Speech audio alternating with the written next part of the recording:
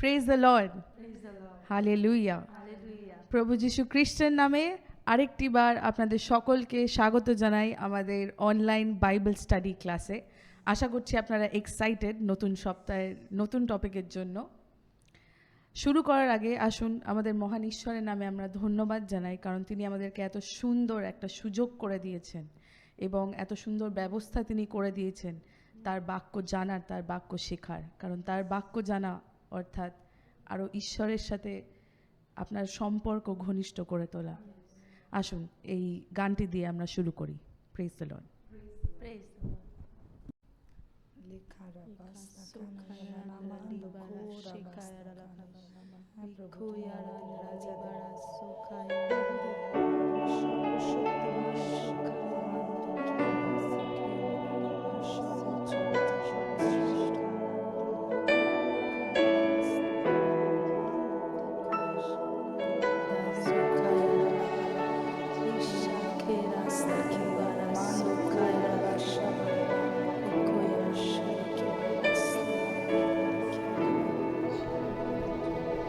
মহিমার রাজা, তোমার নামের উল্লেখ প্রশংসায় হয় প্রতি যুগ পর্যায়।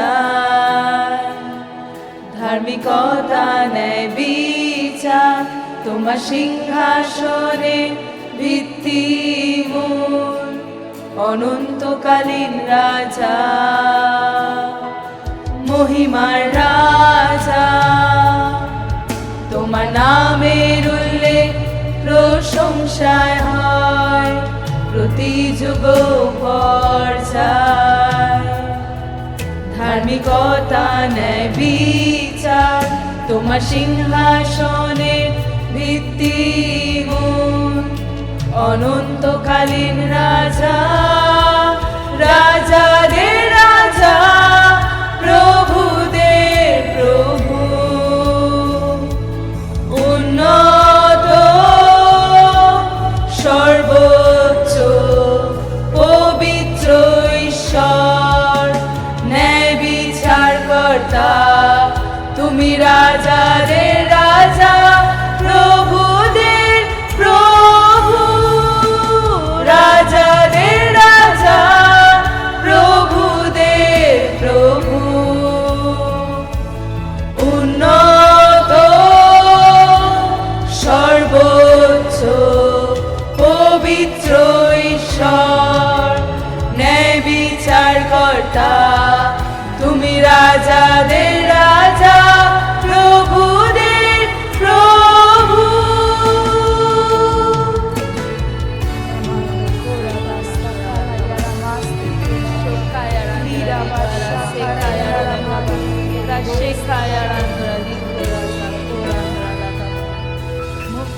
মহিমার রাজা, তোমার নামের উল্লেখ প্রশংসায় হয় প্রতি যুগ পর্যায়। ধার্মিকতা ন্যায় বিচার তোমার সিংহাসনের ভিত্তিমূল, অনন্তকালীন রাজা।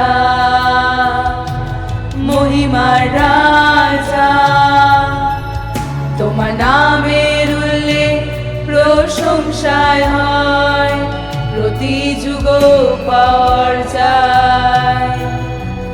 ধার্মিকতা ন্যায় বিচার তোমার সিংহাসনের ভিত্তিমূল, অনন্তকালীন রাজা। রাজাদের রাজা, প্রভুদের প্রভু, উন্নত সর্বোচ্চ পবিত্র ঈশ্বর, ন্যায় বিচার কর্তা তুমি। রাজাদের রাজা, প্রভুদের প্রভু, রাজাদের রাজা,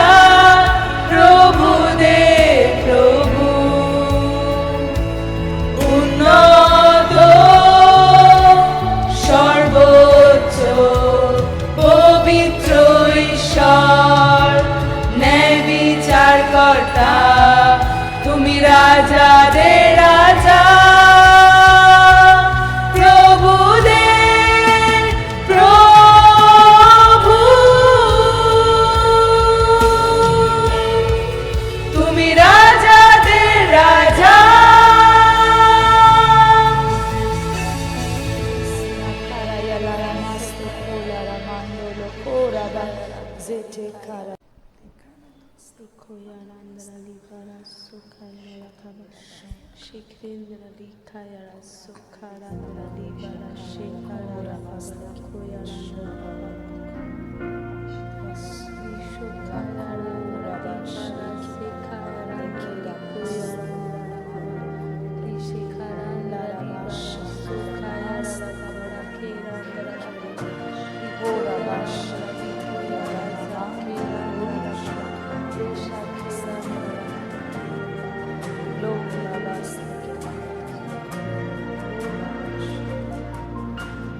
হৃদয়ে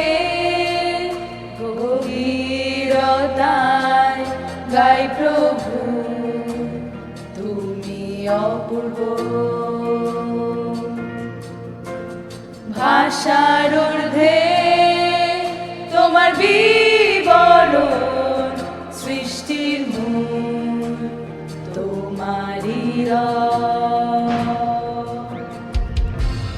হৃদয়ে গভীরতায় গাই প্রভু, তুমি অপূর্ব,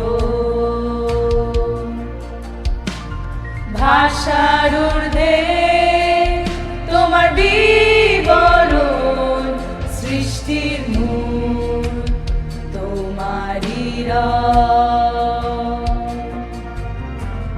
শক্তি ও ক্ষমতা তোমার প্রভু, গৌরবময় তোমার বসতি,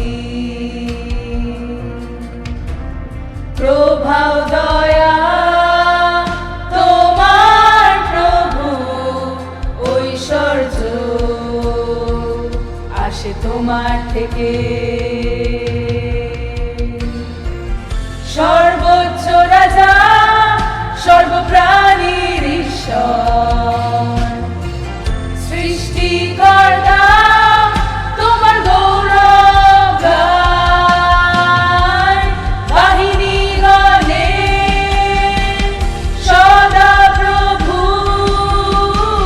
প্রেমী পিতা তোমার গৌরব গায়, সর্বোচ্চ রাজা, সর্বপ্রাণীর ঈশ্বর, সৃষ্টিকর্তা তোমার গৌরব গায়, বাহিনীগণে সদা প্রভু,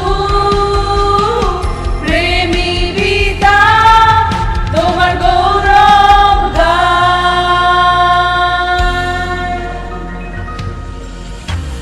হৃদয়ে গভীরতায় গাই প্রভু, তুমি অপূর্ব,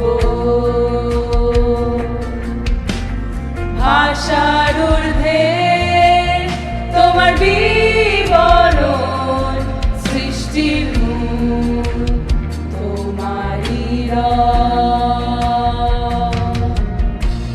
শক্তি ও ক্ষমতা তোমার প্রভু, গৌরবময় তোমার বসতি, প্রভাব দয়া তোমার প্রভু, ঐশ্বর্য আসে তোমার থেকে, সর্বোচ্চ রাজা, সর্বপ্রাণীর ঈশ্বর, সৃষ্টিকর্তা তোমার গৌরব গায়, বাহিনীগণে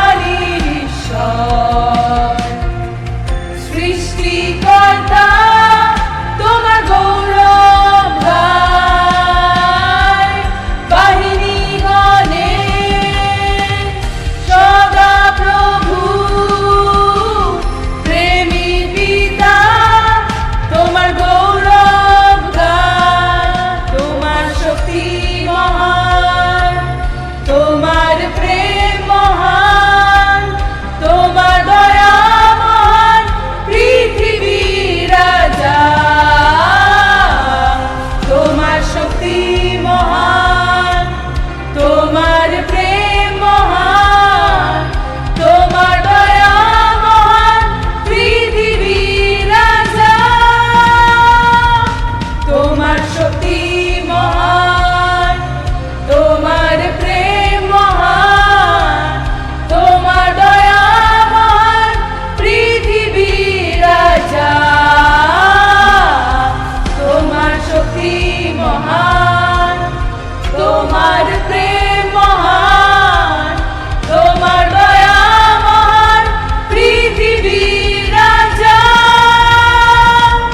তোমার শক্তি মহান, তোমার প্রেম মহান, তোমার দয়া মহান, পৃথিবীর রাজা। তোমার শক্তি মহান, তোমার প্রেম মহান, তোমার দয়া মহান, পৃথিবীর রাজা।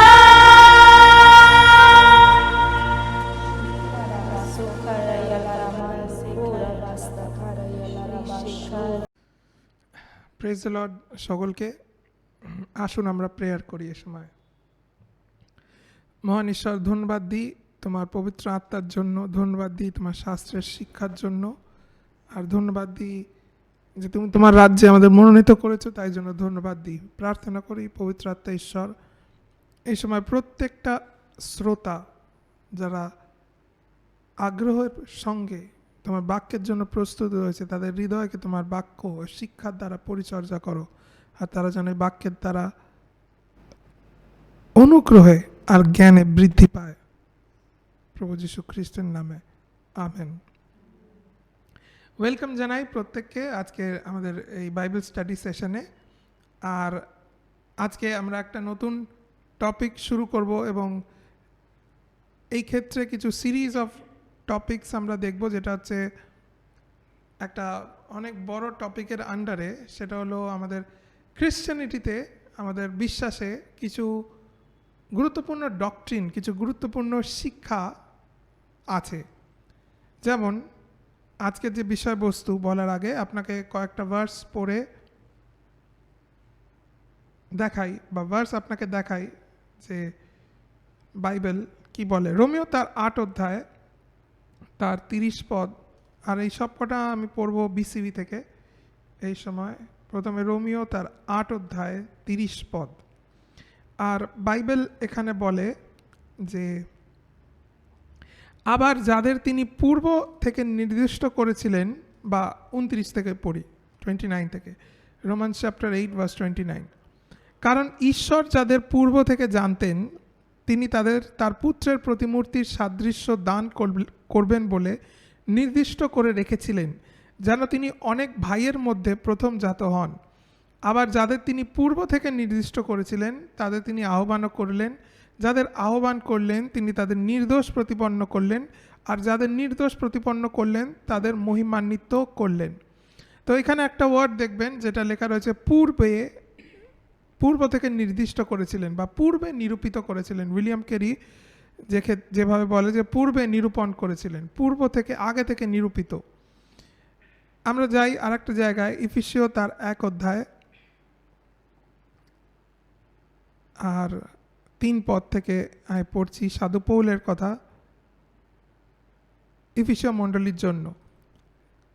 ইফিসীয় 1 অধ্যায় 3 পদ থেকে, ধন্য আমাদের প্রভু যীশু খ্রিস্টের ঈশ্বর ও পিতা, যিনি খ্রিস্টে স্বর্গীয় স্থানের সমস্ত আত্মিক আশীর্বাদে আমাদের আশীর্বাদ করেছেন। কারণ জগৎ সৃষ্টির পূর্বেই তিনি আমাদের খ্রিস্টে মনোনীত করেছিলেন, যেন তার দৃষ্টিতে আমরা প্রেমে পবিত্র ও নিষ্কলঙ্ক হতে পারি। প্রেমে তিনি তার মঙ্গল সংকল্প ও ইচ্ছায় যীশু খ্রিস্টের মাধ্যমে আমাদের পুত্রকে দত্তক নেওয়ার জন্য পূর্ব থেকেই নির্ধারিত করে রেখেছিলেন। আবার একই ওয়ার্ড আমরা পাই, পূর্বে নিরূপণ। এখানে লেখা রয়েছে যে জগৎ সৃষ্টির আগে থেকে ঈশ্বর মনোনীত করেছিলেন যেন আমরা তার সাক্ষাতে প্রেমে পবিত্র নিষ্কলঙ্ক হই। আর তিনি বললেন যে তিনি আমাদের তার দত্তক পুত্র রূপে গ্রহণ করার জন্য আগে থেকে নিরূপণ করে রেখেছিলেন, পূর্বে নিরূপিত, প্রিডেস্টিনেশন। তো আজকের যে বিষয়বস্তু সেটা হলো দ্য টিচিং অফ প্রিডেস্টিনেশন, মানে বাইবেলে যে পূর্বে নিরূপণ করার যে শিক্ষা রয়েছে সে বিষয় আমরা আজকে দেখব। আর এটা খ্রিশ্চানিটির একটা খুব গুরুত্বপূর্ণ আর মূল আমরা বলতে পারি এক ধরনের টিচিং। কারণ সমস্ত নূতন নিয়ম বহু জায়গা যদি আপনি পড়েন আপনি দেখতে পাবেন যে প্রি ডেস্টিনেশনের কথা উল্লেখ করা হয়েছে, আগে থেকে নিরূপণ করে রাখা। তো অনেকের প্রশ্ন আসতে পারে, যেমন যা কিছু ঘটে সব কি ঈশ্বরের ইচ্ছা অনুযায়ী ঘটে, বা কে পরিত্রাণ পাবে, বা আমরা যারা পরিত্রাণ পেয়েছি আদৌ আমরা তাকে মনোনীত করেছি না তিনি আমাদের মনোনীত করেছেন। বা যখন আমরা সুসমাচার দিই আর কেউ সুসমাচার গ্রহণ করে, আবার আমরা বলি ঈশ্বর তোমায় মনোনীত করেছেন, তখন আবার আরেকটা প্রশ্ন জাগে, তাহলে যারা সুসমাচার গ্রহণ করলো না তাদের জন্য কে দায়ী? তাদের চয়েস না ঈশ্বরের চয়েস পূর্বে নিরূপণ করা? তো আপনি যদি পূর্বে নিরূপিত যে কথাটা বাইবেলে লেখা রয়েছে এই শিক্ষাটা যদি আপনি ভালো করে বোঝেন তাহলে এই প্রশ্নগুলো আপনার মনে থাকবে না। তো আজকের যে টিচিং রয়েছে, the teaching of pre destination, পূর্বে নিরূপণ করা যে শিক্ষা, দেখি আমরা বাইবেল এ বিষয়ে কি বলে। প্রেরিত তার 13 অধ্যায় 44 পদ থেকে একটা ঘটনা আমরা পড়ব, যেখানে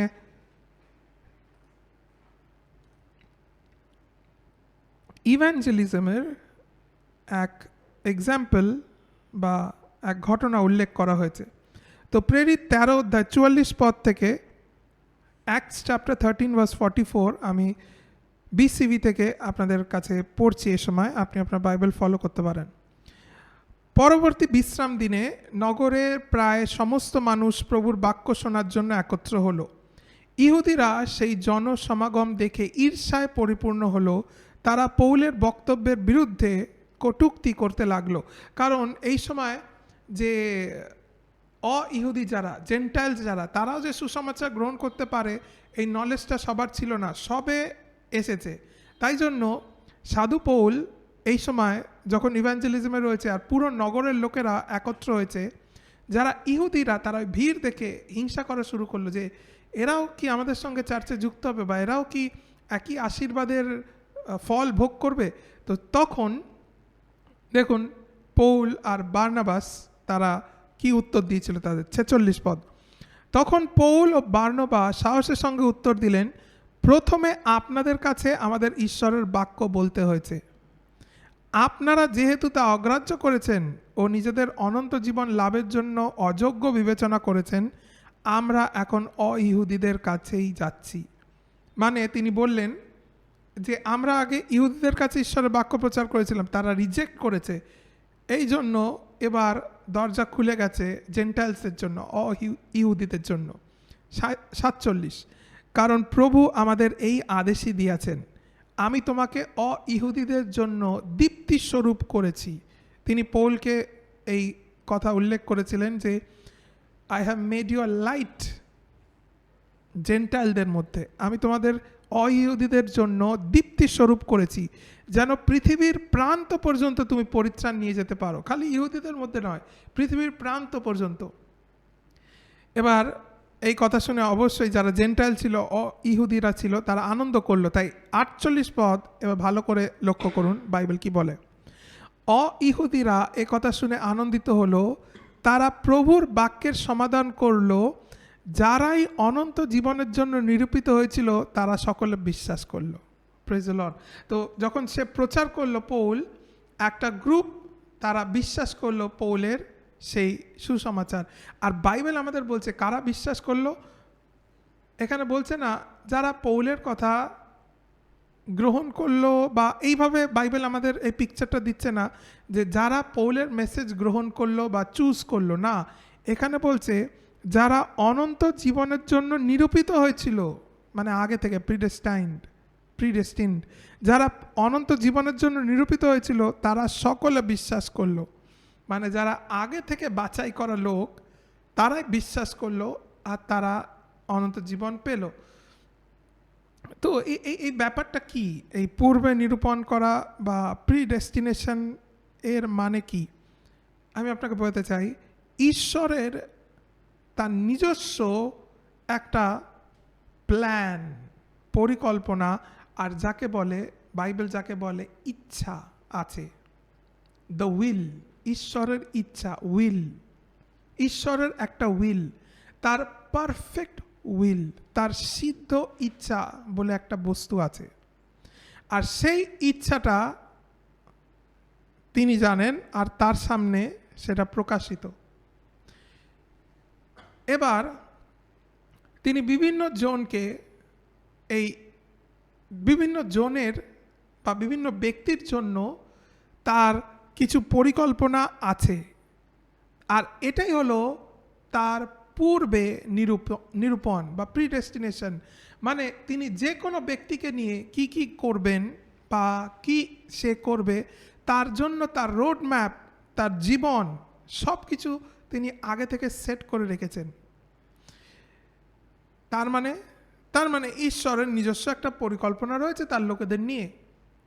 এবারে প্রশ্ন হলো, তিনি যদি আগে থেকে আমার জন্য নিরূপণ করে রাখেন, ইফ আই এম প্রিডেস্টাইন্ড, তাহলে তো আমার চিন্তার কিছু নেই, বা তাহলে কি আমার কিছু করণীয় রয়েছে? অবশ্যই। কেন জানেন? কারণ তার যে এই পথ, তার যে এই উইল, তার যে ইচ্ছা আপনাকে নিয়ে, সেটা ঈশ্বরের কাছে ক্লিয়ার। কিন্তু যদি আপনার কাছে সেটা ক্লিয়ার না হয়, আপনি ওই পথটা ছেড়ে বেরিয়ে যেতে পারেন। তার মানে ঈশ্বরের যে ডেস্টিনি রয়েছে আপনাকে নিয়ে, তাহলে কি এটা সম্ভব যে ঈশ্বরের ডেস্টিনি ছেড়ে একটা মানুষ বেরিয়ে যেতে পারে? অ্যাবসলিউটলি। আর এটাই উত্তর দেবে আপনাকে সেই প্রশ্নের। কারণ অনেকে প্রশ্ন করে, কেউ যদি পাস্টার একবার পরিত্রাণ পায় বা যিশুকে গ্রহণ করে, সে কি নরকে যেতে পারে? বা কেউ যদি যিশুকে প্রভু বলে স্বীকার করে, সে কি যিশুকে আবার পরে অস্বীকার করতে পারে? বা যে পবিত্র আত্মা পেয়েছে, তার শক্তিকে গ্রহণ করেছে, সে ব্যক্তিকে গ্রহণ করেছে, সে কি পরে তার পরিত্রাণ হারাতে পারে? তার উত্তরগুলো আপনি জানতে পারবেন যখন আপনি দ্য টিচিং অফ প্রিডেস্টিনেশন ভালো করে বুঝবেন। এই উত্তরগুলো আপনার কাছে খুব সহজ হবে, কারণ এগুলো কঠিন নয়। যদি এক কথায় উত্তর দিতে হয় যে কেউ একজন ব্যক্তি যে পরিত্রাণ পেয়েছে, যে যিশুকে গ্রহণ করেছে, তার পক্ষে কি সম্ভব নরকে যাওয়ার? ধরুন সে বেঁচে রয়েছে আর তার জীবনযাপন করছে, তো তার পক্ষে কি সম্ভব নরকে যাওয়ার? অ্যাবসলিউটলি। কোনো ব্যক্তি যে পবিত্র আত্মাকে পেয়েছে, তার পক্ষে কি সম্ভব নরকে যাওয়ার? অ্যাবসলিউটলি। যদিও কঠিন, কিন্তু সম্ভব। কেন? কারণ প্রিডেস্টিনেশন হচ্ছে ঈশ্বরের ডেস্টিনি মানুষকে নিয়ে। তার মানেই যে মানুষ সেই পথে হাঁটবে তা নয়, কারণ ঈশ্বর মানুষকে তার নিজস্ব চয়েস দিয়েছেন। আর এই চয়েসটা কি? এই চয়েসটা হচ্ছে মানুষ আইদার ঈশ্বরের যে রাস্তা, সেই রাস্তায় হাঁটতে পারে, আর নয়তো স্ব ইচ্ছায় সে ঈশ্বরের রাস্তা ছেড়ে তার নিজের পথ বাছাই করতে পারে। একটা মানুষের সামনে আপনি জানেন লক্ষ লক্ষ পথ আছে, লক্ষ লক্ষ। আর এই লক্ষ আর কোটি পথের মধ্যে একটাই পথ রয়েছে, যেটা ঈশ্বরের পথ ওই মানুষটাকে নিয়ে। আবার বলছি, শুনুন, প্রত্যেকটা মানুষের জীবনে কোটি কোটি, যা গোনা যায় না, ইননিউমারেবল, যা অগুন্তি যাকে বলে, যা গোনা যায় না, ততগুলো রাস্তা তার সামনে আছে। কিন্তু এই এতগুলো রাস্তার মধ্যে একটাই রাস্তা রয়েছে, ওয়ান আউট অফ একভাবে ইনফিনিটি, একটাই রাস্তা রয়েছে যেটা ঈশ্বরের পথ। আর মানুষের দায়িত্ব হলো সেই পথটা জানা আর সেই পথে হাঁটা। আর আপনাকে আর একটা জিনিস ইন্টারেস্টিং কথা বলি, এই যে ঈশ্বরের পথ, এটা বাকি সব কটা পথের থেকে আলাদা, সব কটা পথ। আর বাকি যত পথ রয়েছে তার সামনে, যত চয়েস ডিসিশন রয়েছে, তার সবার থেকে আলাদা হলো ঈশ্বর যে পথটা তার জন্য রেখেছে। কারণ জানেন, প্রত্যেকটা মানুষের জীবনে ঈশ্বরের যে পথ রয়েছে তার জন্য, যেটা হচ্ছে তার প্রিডেস্টিনেশন, একমাত্র ওই পথে মৃত্যু নেই। একমাত্র, বাকি সবকটা পথে শেষ হয় মৃত্যু দিয়ে। Every way, every decision will end in death. প্রত্যেকটা তার ডিসিশন, তার চয়েস, তার মনোনয়ন গিয়ে শেষ হবে মৃত্যুতে। আর এই এতগুলোর মাঝখানে একটাই রয়েছে যেটার মৃত্যু নেই, আর সেটাই হলো গডস প্রিডেস্টিনেশন। এবার বাইবেল থেকে কয়েকটা উদাহরণ দেখাই আপনাকে বোঝানোর জন্য আমি কি বলছি।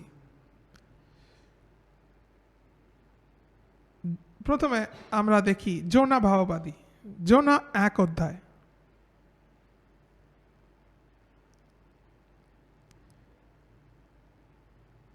জোনা 1 অধ্যায় 1 আর 2 পদ আমরা দেখব। আবার বিসিবি থেকে আমি পড়ছি, ফলো করতে পারেন বাইবেলে। জোনা 1 অধ্যায় 1 আর 2 পদ। সদাপ্রভুর বাণী অমিয়ের পুত্র জোনার কাছে এসে উপস্থিত হলো। 2 পদ। ঈশ্বরের বাক্য এলো জোনার কাছে। আর কি বাক্য? এবার 2 পদে শুনুন। ওঠো ও নিনবী মহানগরে যাও এবং তাদের বিরুদ্ধে প্রচার করো, কারণ তাদের দুষ্টতার কথা আমার কান পর্যন্ত পৌঁছেছে। তো ঈশ্বরের বাক্য এলেন জোনার কাছে, আর জোনার কাছে এসে বললেন, get up, go to Nineveh. ওঠো, নিনবীতে যাও, সেখানে গিয়ে তুমি প্রচার করো, কারণ তাদের দুষ্টতার কথা আমার কান পর্যন্ত পৌঁছেছে। আচ্ছা, 3 অধ্যায় যান। জোনা 3 অধ্যায় 1 পদ থেকে আবার পড়ছি। তারপর সদাপ্রভুর বাণী দ্বিতীয়বার জোনার কাছে উপস্থিত হলো। 2 পদ। তুমি মহানগরী নিনবীতে যাও ও আমি যে বার্তা তোমাকে দেব তা গিয়ে তুমি ঘোষণা করো। একই ঈশ্বরের বাক্য, 1 অধ্যায় 3 অধ্যায়। এটা কি? এটা হলো ঈশ্বরের প্রিডেস্টিনেশন জোনার জন্য। 1 অধ্যায় আপনি দেখলেন, 3 অধ্যায় আপনি দেখলেন। তো প্রবলেমটা কোথায়? প্রবলেমটা আপনি দেখতে পাবেন কোথায়? প্রবলেমটা হলো, কারণ ঈশ্বরের যে প্রিডেস্টিনেশন তা আসে কিভাবে? তা আসে সবসময় তার বাক্যে। মানুষের জন্য যে ঈশ্বরের নিরূপিত পথ বা ঈশ্বরের নিরূপিত যে বিষয়, সেগুলো সবসময় আসে ঈশ্বরের মুখের বাক্যের দ্বারা ওই ব্যক্তিটার জন্য, তার বাক্যের মাধ্যমে আসে। আর সেটাই হলো ঈশ্বরের প্রিডেস্টিনেশন, তার আগে থেকে নিরূপণ করা পথ। কিন্তু ঈশ্বর এই লিবার্টিটা, এই স্বাধীনতা আপনাকে আমাকে দিয়েছে যে তার এই প্রিডেস্টিনেটেড যে পথ, এই পূর্বে নিরূপণ করা পথ, আমরা আইদার অ্যাকসেপ্ট করতে পারি বা রিজেক্ট করতে পারি। তার মানে একটা ব্যক্তির জন্য যদিও ঈশ্বর এই ভেবে রেখেছেন, তার মানেই যে ওই বস্তুগুলো তার জীবনে ঘটবে তা নয়। ঈশ্বর একটা ব্যক্তিকে নিয়ে ধরুন কিছু জিনিস ভেবে রেখেছে, এটা হচ্ছে তার স্বপ্ন, তার পথ, আর সেটা ফুলফিল করার জন্য যা যা প্রয়োজন ঈশ্বর সব সাজিয়ে রেখেছেন। এক ধরনের আপনি ধরে নিন যে কোনো ব্যক্তিকে তিনি নিরূপণ করে রেখেছেন, বা তিনি হয়তো ধরুন আপনাকে বললেন, শোনো তুমি কালকে, ধরুন আপনি থাকেন পাকসাকাশে, আর কেউ আপনাকে এসে বললো, শোনো তুমি শিয়ালদায় যাবে, আর শিয়ালদার মোড়ে গিয়ে ওখানে তোমার একজনের সাথে দেখা হবে। এবার এইটা বলার পর ধরুন আপনি সব ব্যবস্থা করে রেখেছেন সেই ব্যক্তিটার জন্য, যে সে কিভাবে শিয়ালদা যাবে, তাকে গাড়ি পিক আপ করবে, তাকে ওখানে ড্রপ করবে, আর সেখানে ঠিক সময় যাকে মিট করা সে দাঁড়িয়ে থাকবে, আর যা কাজ হবে সব কমপ্লিট হয়ে যাবে। এই সব কিছু আপনি আগে থেকে সাজিয়ে রেখেছেন ওই ব্যক্তিটার জন্য। ওই ব্যক্তিটাকে কী করতে হবে? খালি আপনার ইনস্ট্রাকশন যদি ও ফলো করে, ওর লাইফ হবে স্মুথ। ও একদম আপনি যা যা বলেছেন তাই করবে, আর ওর একটুও প্রবলেম হবে না, কারণ আপনি আগে থেকে ও কি করবে সব প্ল্যান করে রেখেছেন, ওর জন্য সাজিয়ে রেখেছেন, কখন আসবে, কে পিক আপ করবে, কে করবে, আপনি এইভাবে ভেবে রেখেছেন। এবার ভাবুন, মানুষের ক্ষেত্রে যদি এইভাবে হয়, ঈশ্বর আরও কত মহান। তিনি একটা ব্যক্তির জন্য যদি ভেবে রাখেন যে ও এখান থেকে এই অবধি, এটা হচ্ছে ডেস্টিনি, ও এটা করবে, আরও কত মহৎ আর আরও কত সুন্দর তার মাঝখানের পথটা। কেন জানেন? কারণ তাকে তার ডেস্টিনিতে পৌঁছানোর জন্য যা যা প্রয়োজন ঈশ্বর তার পথে সাজিয়ে রেখেছেন, তাকে খালি ওই পথে হাঁটতে হবে। যদি হাঁটে, তার পথের মধ্যেই সে পেয়ে যাবে ঈশ্বরের সমস্ত সমাধান, ঈশ্বরের সমস্ত উত্তর, ঈশ্বরের সমস্ত কিছু তার পথেই আছে।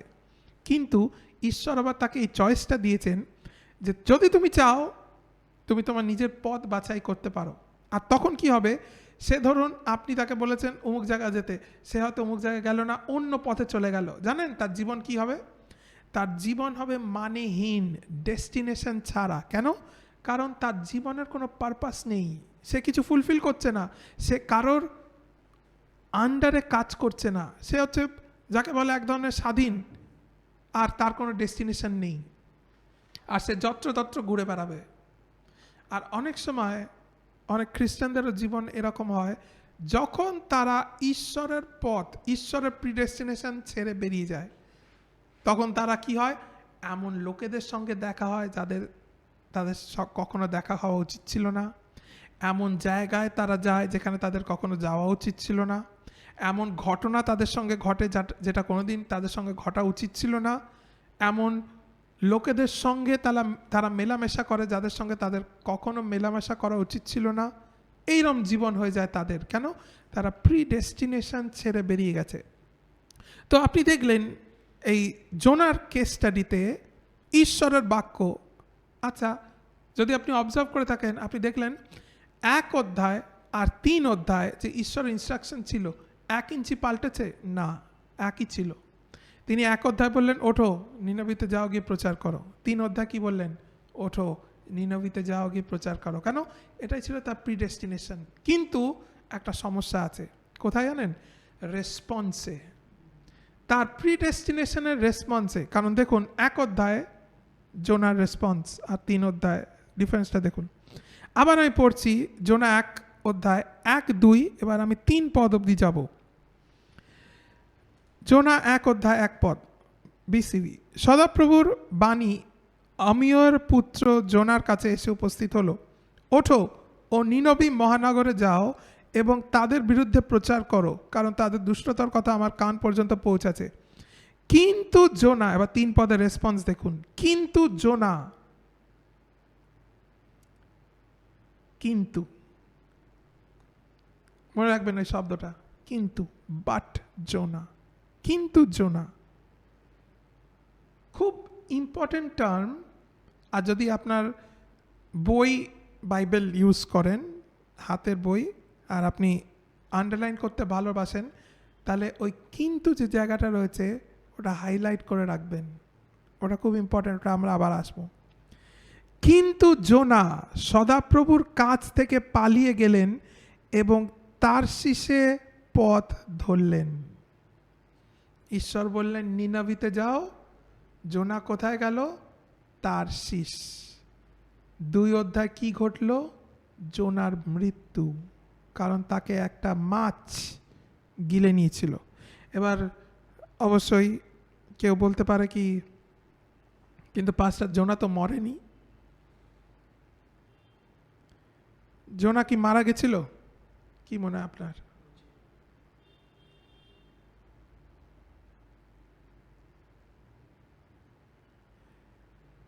জোনা মারা গেছিলেন কি করে জানি? জোনার প্রার্থনাতেই। তার মাছের পেটের মধ্যে যে প্রার্থনা সে ঈশ্বরের কাছে করেছিলেন, তার প্রার্থনা একটা লাইন দেখুন, আমি পড়ছি 2 অধ্যায়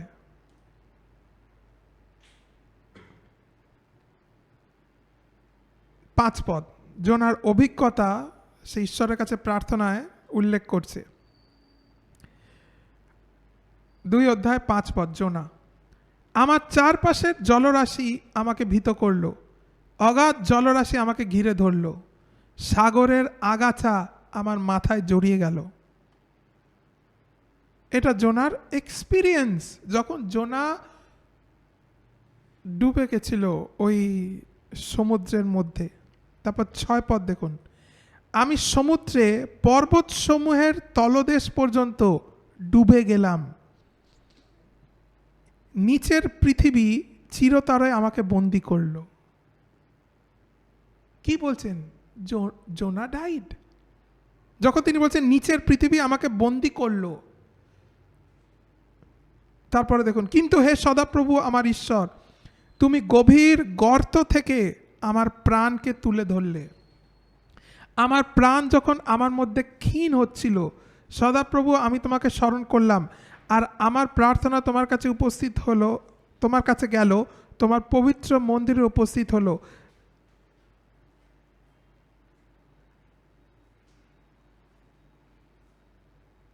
আর এই প্রার্থনাটা জোনা কোথা থেকে করছে?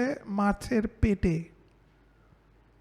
তো যেখানে তিনি বলছেন, আমি আরেকটা ভার্সন থেকে আপনাদের কাছে পড়ি, উইলিয়াম কেরির ভার্সন থেকে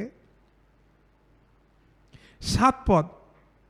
আমার মধ্যে প্রাণ অবসন্ন হইলে আমি সদাপ্রভুকে স্মরণ করিলাম, আর আমার প্রার্থনা তোমার নিকটে তোমার পবিত্র মন্দিরে উপস্থিত হইল। মানে জোনা সেই মাছের যে পেট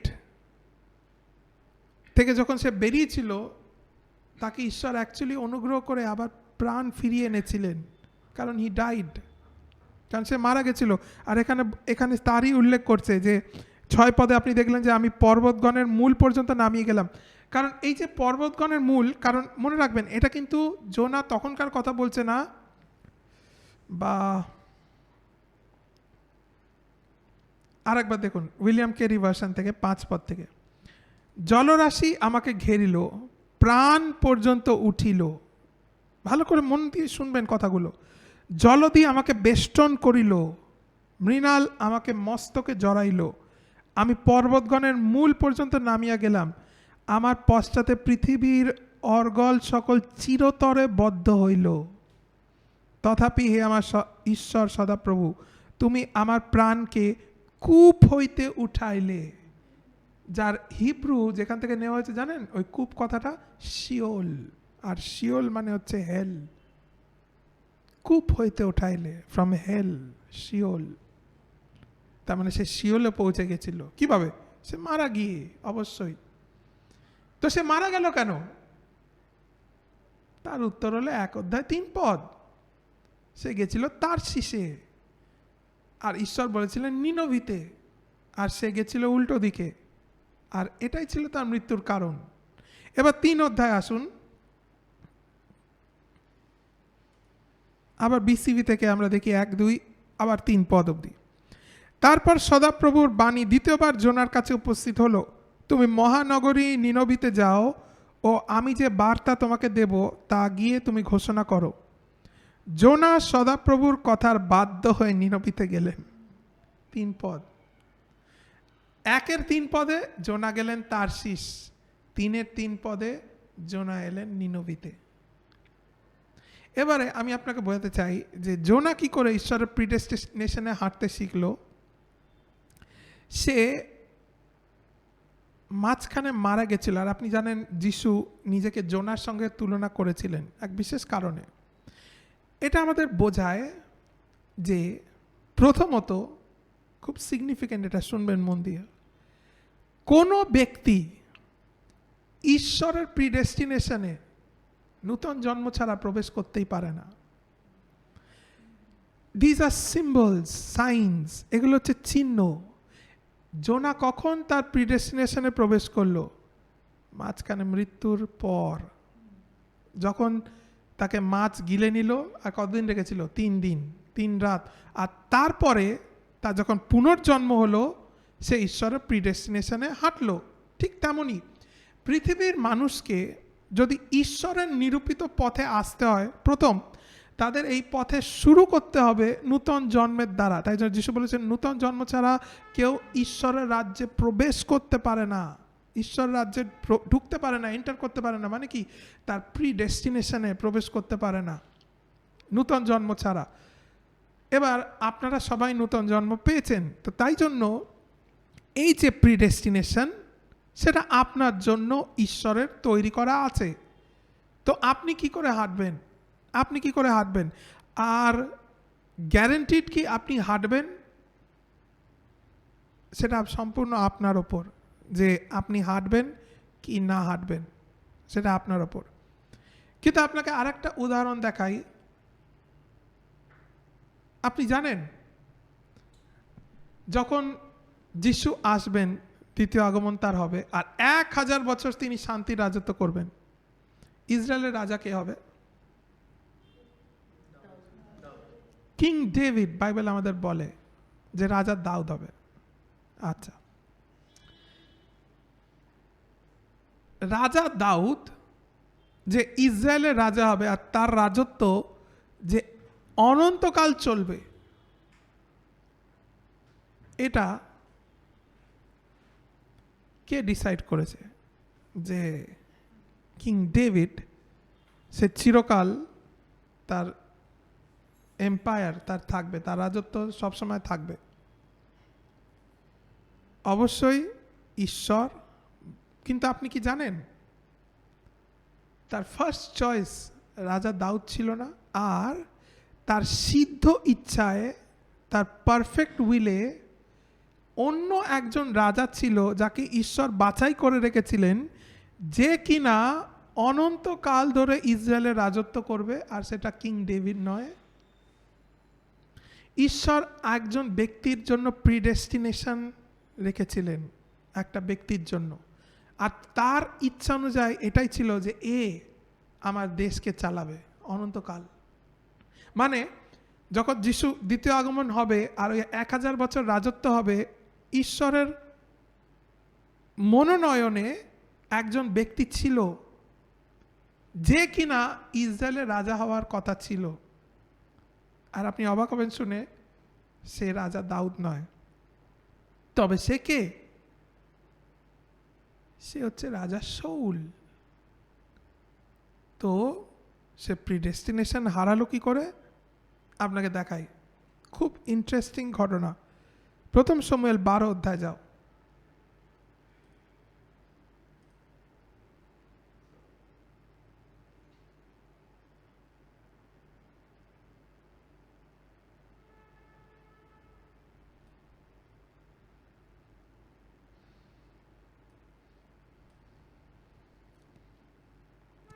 একটা সিম্পল ভার্সন থেকে আমি পড়ছি, আবার বিসিবি থেকে। আচ্ছা, আমি 12 বলেছি না, 13। ফার্স্ট স্যামুয়েল চ্যাপ্টার 13 এক পদ থেকে আমি পড়ছি, ভালো করে এই ঘটনাটা ফলো করুন। শাউল 30 বছর বয়সে রাজা হলেন এবং তিনি ইসরায়েলের ওপর 42 বছর রাজত্ব করলেন। শাউল ইসরায়েল থেকে 3000 জনকে বেছে নিলেন। 2000 জন তার সঙ্গে মিকমশে ও বেথেলের পার্বত্য এলাকায় ছিল এবং 1000 জন জোনাথনের সঙ্গে বিন্যামিন গোষ্ঠীযুক্ত গিবিয়াতে ছিল। অবশিষ্ট লোকজনকে তিনি তাদের ঘরে ফিরিয়ে দিলেন। জোনাথন হচ্ছে শাউলের ছেলে, বাই দ্য ওয়ে। জোনাথন গেবাতে অবস্থিত ফিলিস্তিনিদের সেনা ছাউনি আক্রমণ করলেন এবং ফিলিস্তিনিরা তা শুনতে পেল। মনে রাখবেন, যুদ্ধ চলছে ইসরায়েল আর ফিলিস্তিনের। আর এই সময় যুদ্ধের যে সৈন্যদল, দুজন ক্যাপ্টেন মূলত এখানে দেখতে পেলেন, যে এক হলো রাজা শাউল নিজে আর আরেক হলো জোনাথন। এরা দুটো গ্রুপকে লিড করছে, যুদ্ধ চলছে। তো 3 পদ। জোনাথন গেবতে অবস্থিত ফিলিস্তিনদের সেনা ছাউনি আক্রমণ করলেন এবং ফিলিস্তিনিরা তা শুনতে পেল। তখন শাউল গোটা দেশ জুড়ে শিঙা বাজিয়ে বললেন, হিব্রু মানুষজন শুনুক। অতএব ইসরায়েলের সব মানুষজন খবরটি শুনতে পেল, শাউল ফিলিস্তিনদের সেনা ছাউনি আক্রমণ করেছেন এবং ইসরায়েল এখন ফিলিস্তিনদের কাছে আপত্তিকর হয়ে গিয়েছে। অতএব গিলগলে শাউলের সঙ্গে যোগ দেওয়ার জন্য প্রজাদের ডেকে পাঠানো হলো। 3000 রথ, 6000 সারথি এবং সমুদ্র সৈকতের বালুকণার মতো অসংখ্য সৈন্য সমস্ত নিয়ে ফিলিস্তিনারা ইসরায়েলের সঙ্গে যুদ্ধ করার জন্য সমবেত হলো।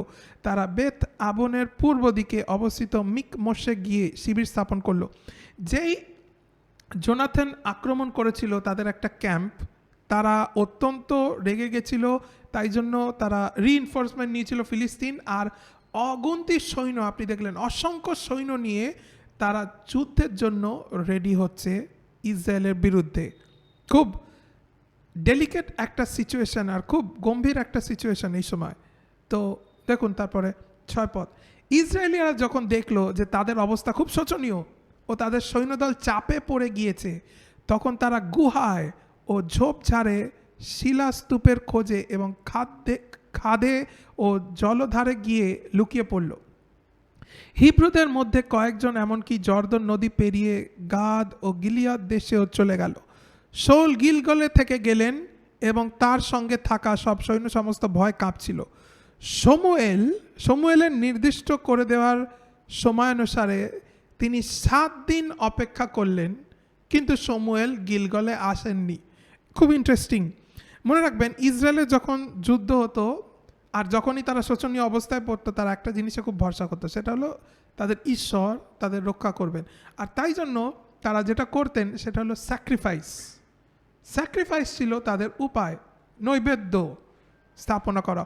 আর আপনি জানেন, পুরাতন নিয়ম অনুযায়ী বা ঈশ্বরের ব্যবস্থা অনুযায়ী নৈবেদ্য কে অথরাইজড ঈশ্বরের কাছে প্রেজেন্ট করার জন্য?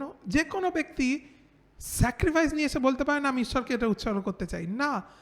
কেবল প্রিস্ট, কেবল যারা পুরোহিত, তারাই অথরাইজড ঈশ্বরের কাছে নৈবেদ্য অফার করতে। ঈশ্বর এছাড়া কারোর থেকে তিনি নৈবেদ্য অ্যাকসেপ্ট করবেন না। তাকে যদি কেউ দিতে পারে সেটা হলো অনলি দ্য প্রিস্টস। এবারে গিলগলে তাদের মিটিং হয়েছিল ইসরায়েলের, যে গিলগলে আমরা নৈবেদ্য উৎসর্গ করব কোনো একদিনে। ধরুন, জাস্ট বোঝানোর জন্য একটা ডেট আমি নিচ্ছি, ধরুন 10 তারিখ নির্ধারণ হলো যে গিলগলে আমরা নৈবেদ্য উৎসর্গ করব। শাউল অপেক্ষা করেছে 10 তারিখ উপস্থিত, যে আজকে স্যাক্রিফাইস করা হবে। 10 তারিখ সকাল, দুপুর, বিকাল, সন্ধে, রাত অবধি সমুয়েল এসে উপস্থিত হয়নি, প্রফেট আসেনি। কি হলো? কিন্তু সবাই বলছে আজকে তো হওয়ার কথা ছিল, হলো না। 11 তারিখ সারাদিন সমুয়েল আসেনি। 12, 13, 14, 15, 16 এরম করে 7 দিন চলে গেছে, সমুয়েল আসেনি। 10 তারিখ হওয়ার কথা ছিল প্রোগ্রামটা, 17 তারিখ হয়ে গেছে, এখনো প্রোগ্রাম হয়নি, 7 দিন লেট। 8 পদ, সমুয়েলের নির্দিষ্ট করে দেওয়ার সময় অনুসারে তিনি 7 দিন অপেক্ষা করলেন, কিন্তু সমুয়েল গিলগলে আসেননি এবং শাউলের লোকজন ছত্রভঙ্গ হতে শুরু করলো। তাই তিনি বললেন, আমার কাছে হোম বলি ও মঙ্গলার্থক নৈবেদ্য নিয়ে এসো। এই বলে শাউল হোম বলি উৎসর্গ করলেন। শুনুন, 7 দিন কেটে গেছে, স্যাক্রিফাইস উৎসর্গ হয়নি। এদিকে যুদ্ধের সিচুয়েশন ডেলিকেট, স্যাক্রিফাইস যেতেই হবে যে করে হোক। 10, 11, 12, 13, 14, 15, যেই 17 তারিখ উপস্থিত, শাউল আর থাকতে পারেনি। শাউল এবার মনে করেছে নিশ্চয়ই নয় প্রফেট ভুলে গেছে, নয় বয়সের ভারে ভুলে গেছে হয়তো, বা কিছু একটা প্রবলেম হয়েছে, কোনো একটা কারণে শাউল আসবে না, কিন্তু স্যাক্রিফাইস তো উৎসর্গ করতে হবে। সে কি করেছিল জানেন? সে বলেছিল আমার কাছে নিয়ে এসো, I will do the needful, আমি উৎসর্গ করব ঈশ্বরের কাছে নৈবেদ্য। আর ঈশ্বরের টাইমিং দেখুন, 9 পদ, তাই তিনি বললেন আমার কাছে হোম বলি ও মঙ্গলার্থক নৈবেদ্য নিয়ে এসো। এই বলে শাউল হোম বলি উৎসর্গ করলেন। তিনি বলি উৎসর্গ করতে না করতেই সমুয়েল সেখানে পৌঁছে গেলেন।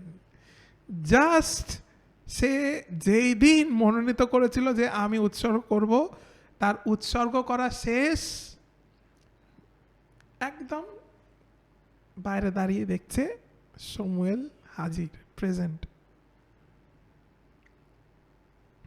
তো 9 পদ,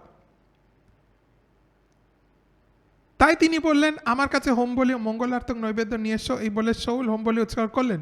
তিনি বলি উৎসর্গ করতে না করতেই সমুয়েল সেখানে পৌঁছে গেলেন এবং শাউল তাকে শুভেচ্ছা জানাবার জন্য বাইরে বেরিয়ে এলেন। সমুয়েল জিজ্ঞাসা করলেন তুমি এ কি করলে? শাউল উত্তর দিলেন আমি যখন দেখলাম যে লোকজন ছত্রভঙ্গ হচ্ছে এবং আপনিও নির্দিষ্ট সময় এলেন না, ইতবসরে আবার ফিলিস্তিনিরাও মিকমশে সমবেত হচ্ছে, তখন আমি ভাবলাম, মনে রাখবেন আবার কথাটা, আমি ভাবলাম এবার ফিলিস্তিনিরা গিলগলে আমার বিরুদ্ধে চড়াও হবে, আর আমি সদাপ্রভুর অনুগ্রহ প্রার্থনা করিনি, তাই বাধ্য হয়েই আমাকে হোম বলি উৎসর্গ করতে হলো।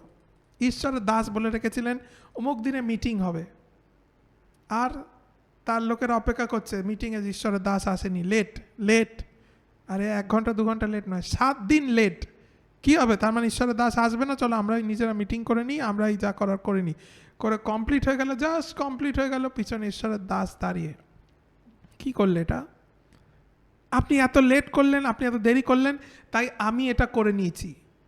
এবারে যদি কেউ মাংসে চলে, সে মনে করবে হ্যাঁ এটা তো ঠিক, সে তো লেট করেছিল, তারই তো ভুল, সে করেছিল এই করেছিল। আপনি জানেন সে কেন লেট করেছিল বা কিসের জন্য সে দেরি করে এসেছে? আপনি জানেন না, বা আপনার জানা দরকার নেই। শরীরের প্রবলেম কী ছিল? আমি ভাবলাম, সে মনে মনে অ্যাজিউম করে নিয়েছিল কিছু জিনিস তার নিজের বুদ্ধি অনুযায়ী। হিতোপদেশে একটা কথা লেখা রয়েছে যে দের ইজ আ ওয়ে, মানুষের দৃষ্টিতে একটা পথ রয়েছে যা তার দৃষ্টিতে সরল, কিন্তু তার শেষে হচ্ছে মৃত্যু। এটাই হচ্ছে সেই সরল, যা মানুষের দৃষ্টিতে, মানে শৌলের দৃষ্টিতে এটা ছিল, এটাই তো পথ, লেট করছে আমি করে দিই, এটাই তো নিয়ম। ঈশ্বর কি অথরাইজ করেছে তোমায়? অবশ্যই না। ঈশ্বরের লোক, the man of God Samuel is authorize to do this. সে যদি লেট করে, তার আর ঈশ্বরের মধ্যে এটা, তুমি কেন ঢুকছো? তো সে করে দিল। এবার শমুয়েলের রেসপন্স দেখুন 13 পদে, এটাই আমি আবার দেখাতে চাই। শমুয়েল তাকে বললেন, তুমি মূর্খের মতো কাজ করেছো, তোমার ঈশ্বর সদাপ্রভু তোমাকে যে আজ্ঞা দিয়েছেন তা তুমি পালন করনি। যদি তুমি তা করতে, তবে তিনি চিরতরে ইসরায়েলের ওপর তোমার রাজত্ব স্থায়ী করে দিতেন। হোয়াট? শৌল জানতেন না এটা ছিল ঈশ্বরের প্রিডেস্টিনেশন, যে শৌল খালি 1 বছর 2 বছরের জন্য রাজা হবে না, চিরকালের জন্য Saul was suppose to be king. তার মানে যদি শৌল তার প্রিডেস্টিনেশনে হাঁটতো, তাহলে হয়তো আজকে আমরা যিশুকে শৌল সন্তান হিসেবে জানতাম, দাউদ সন্তান নয়। কারণ এটাই ছিল ঈশ্বরের প্রিডেস্টিনেশন।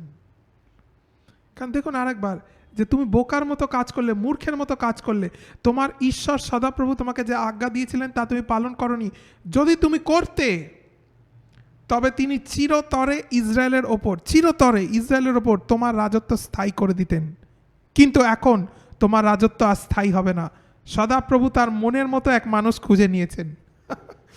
Second choice. সদাপ্রভু তার মনের মতো এক মানুষ খুঁজে নিয়েছেন, আর সেটাকে, দ্যাট ইজ ডেভিড। কিন্তু ঈশ্বরের প্রিডেস্টিনেশনে শৌল ছিল তার ফার্স্ট চয়েস, কিন্তু শৌল ঈশ্বরের চয়েসকে মনোনীত করেননি, তার নিজের বুদ্ধি খাটিয়েছিল। আর এই একটা ছোট্ট জিনিসের জন্য সে তার অনন্তকালীন রাজত্ব হারিয়েছিল। আমি আপনাকে বোঝাতে চাই প্রিডেস্টিনেশন কতটা সিরিয়াস আর কতটা গুরুত্বপূর্ণ। প্রিয় ভাই বোন, আপনি জানেন ঈশ্বরের এক নিরূপিত পথ রয়েছে আপনার জন্য, আর হয়তো শুনতে খুব অদ্ভুত হবে, এই পথটা আপনি জানেন না, আপনি খুব ছোট ছোট বিষয়ে রিজেক্ট করে দিতে পারেন, খুব ছোট ছোট বিষয়ের জন্য, যা ইনসিগনিফিকেন্ট একটা মানুষের জীবনে। কিন্তু অনেক খ্রিস্টানরা তাই করেছে, খুব ক্ষুদ্র ক্ষুদ্র বিষয়ের জন্য তারা ঈশ্বরের পারফেক্ট উইলকে রিজেক্ট করে দিয়েছে। অনেক খ্রিস্টানদের সঙ্গে ঘটেছে, আজও ঘটে। যেমন আরেকটা উদাহরণ যদি নিই, কে জানে, আমরা বলি আব্রাহাম, ইসহাক, যাকবের ঈশ্বর। আপনি জানেন এটা হতে পারত আব্রাহাম, ইসহাক ও এসৌর ঈশ্বর, এটা ঈশ্বর হতে পারত, ইনফ্যাক্ট হওয়ার কথাও ছিল। আপনি বলবেন হ্যাঁ, ইয়েস, ঈশও সেই ছিল প্রথম জাত, সেই ছিল the first to come out, সেই ছিল প্রথম। তো এসো কি করে তার এত বড় রোল, এত গুরুত্বপূর্ণ দায়িত্ব, কারণ আপনি জানেন ইসরায়েল যে হচ্ছে যাকব, তার পরবর্তীকালে তার role throughout the Bible Israel Israel Israel, এই সব কিছু হতে পারতো এসো এসো এসো। আর জানেন এই সব কিছু সে হারিয়েছিল কি দ্বারা? বাইবেল আমাদের বলে এক বাটি ডাল, আ বোল অফ স্যুপ, বাইবেল তাই বলে। এক বাটি স্যুপের জন্য সে তার এত অনার হারিয়েছিল।